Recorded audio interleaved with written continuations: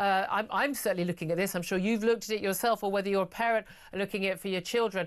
Student loans, huge cost. You take out these loans of over £9,000 per year for their tuition fees, and then at some point you've got to pay it back. Well, an awful lot of people don't pay it back. In particular, people who come from abroad tend not to pay those student loans back. But don't worry, taxpayer picks up the bill for that. Well, we are apparently picking up the bill for hundreds of millions. I think it's probably going to be at that level of fraud in student loans being claimed by people with no intent to study and no intent to pay the money back. This has been exposed by the Sunday Times. They found evidence of people enrolling on degree courses, often at very small colleges, where they basically get access to a loan.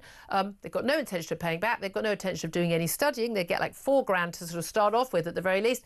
And then they drop out, and then they start again a year later taking out yet another loan. Well, the Education Secretary Bridget Phillipson is finally doing something useful instead of ruining our schools, and she's asked counter-fraud experts to lead an investigation into reports that millions of these loans have been claimed by people with no intent to study. Well, let's talk to Josh Freeman about this. He's policy manager at the Higher Education Policy Institute. Very good afternoon to you, Josh.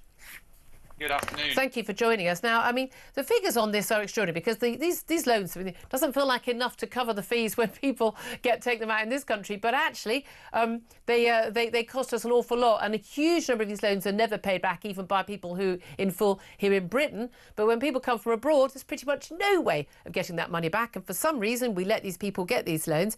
But in particular, huge numbers of people are coming from Romania to study on courses. Often they're people who can't even speak adequate English, who are rolling at a course, taking out a massive loan, and then disappearing. What on earth is going on, and how is this allowed to happen? Yes, you're absolutely right. It is extraordinary. And the issue I think we're seeing is with something called franchise provision. Now this is where an established university allows some other provider, like a college, to run its degrees, to teach its degrees. Now, the amount of franchise provision has absolutely exploded. It has doubled from 2018 to 2022. And this is where we're starting to see the problem. Now, there's lots of benefits of franchise provision. For example, you've got sort of NHS trusts that are running specialist courses through there. You've got new providers that are starting out as franchises, then becoming established universities. All of that's great, but you're starting to see sometimes that relationship with the university and the franchisee is not working. It's being abused. Well, indeed. And again, on a grand scale, look, for years we've had people who've coming in claiming to be migrants and actually enrolling at school, living hundreds of miles away, clearly not there. But now they're getting loans as well. So they're on dodgy student visas, but getting loans as well is even worse. But I mean, the Student Loans Company identified 3,500 suspicious loan applications in 22-23, totaling almost 60 million quid. But recent investigations by the Sunday Times suggest way higher as the potential fraud. They reckon it could run into hundreds of millions of pounds. They've got at least 6 franchise providers where they think fraudulent claims are off the scale. One franchise college made £234 million in revenue last year, increasing their profits by more than 1,200% in just 3 years. I mean, that alone would be, I wonder what they are doing. Some universities have got up to half of their applicants last year were Romanian. Huge number of the people with these questionable loans are from Romania. Suddenly we are appealing massively to another part of the world that we didn't think was a big source of our students. Look, the thing about this is there are always going to be people on the make and on the take. We know that. It's the fact that these loans are being handed out so willy-nilly, and if they're not going to be paid back, the taxpayer pays them back. We end up footing the bill, don't we? Right.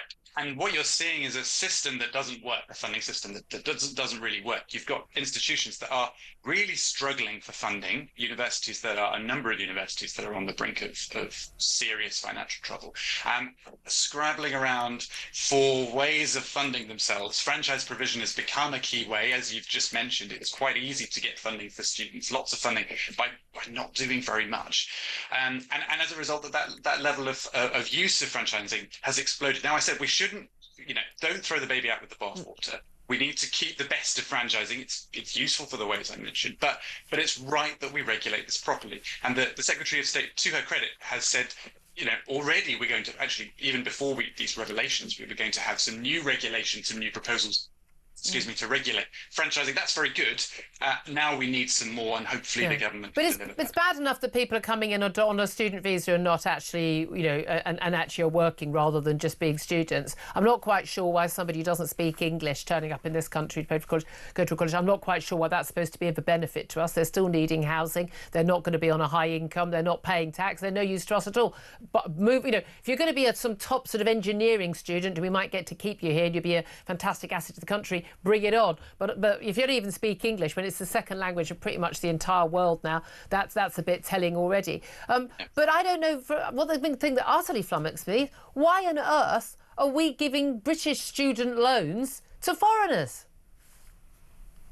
Well, so this is an interesting point, and I don't know how many international students shouldn't be receiving student loans. These are well, it looks like an awful lot of them are. For British students, but you're right, and I think these are students that are. I'm not sure exactly the detail that you mentioned, but I think these are students that have been resident in the UK for quite a while, which is why they are eligible for these international student loans. But you are absolutely right that the number of international students has increased by a lot, and the reason for this is the financial troubles that I was mentioning. Yeah. Universities can charge enormous amounts of money to international students, £20,000, £25,000, £30,000 a year to international students. And so in some cases, and I don't know how widespread this is, I think it's, hopefully it's relatively narrow, but there are some cases where international students are being taken on possibly without properly making sure they have the right English language skills. I think we need to make sure we address this, because it's affecting the reputation of the whole sector, the vast majority of universities, taking new students in very legitimate ways, but it's affecting the sector's reputation. Absolutely. The thing is, they just want the free money, don't they, the colleges, and they're not having to provide any lessons. They can still carry on working from home and then go on strike demanding a pay rise. Usual form.